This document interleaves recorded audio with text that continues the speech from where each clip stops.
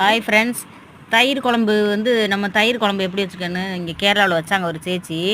அதை நான் வீடியோ எடுத்து போட்டிருக்கேன் பாருங்கள், எப்படி வைக்கிறாங்கன்னு பாருங்கள். சின்ன வெங்காயம், இஞ்சி, பச்சை மிளகா, அதில் கொஞ்சோண்டு குருமிளகு, கொஞ்சோண்டு சின்ன சீரகம், இதெல்லாம் போட்டு மிக்சியில் அடிச்சுட்டு இந்த பச்சை மிளகாய் ரெண்டு ரெண்டாக வகுந்துட்டு அதை வைக்கணும்.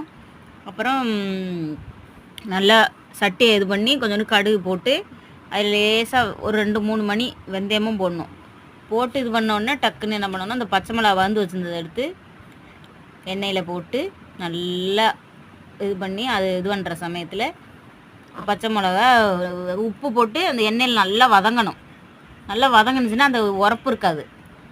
அதுக்கப்புறம் என்ன பண்ணணும், நல்லா வதங்கினதுக்கப்புறம் தயிர் இதெல்லாம் இது பண்ணி தயிர் ஊற்றி கொஞ்சோண்டு மஞ்சப்பொடி இதெல்லாம் போட்டு நல்லா எண்ணெயில் வதக்கிட்டு கொஞ்சம் அந்த தயிர் நம்ம என்ன பண்ணணும், மிக்சிலாம் அடிக்கக்கூடாது.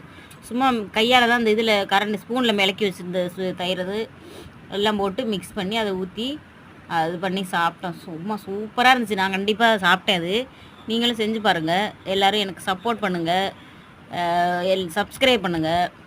எல்லோரும் எனக்கு நல்ல சப்போர்ட் பண்ணுங்கம்மா.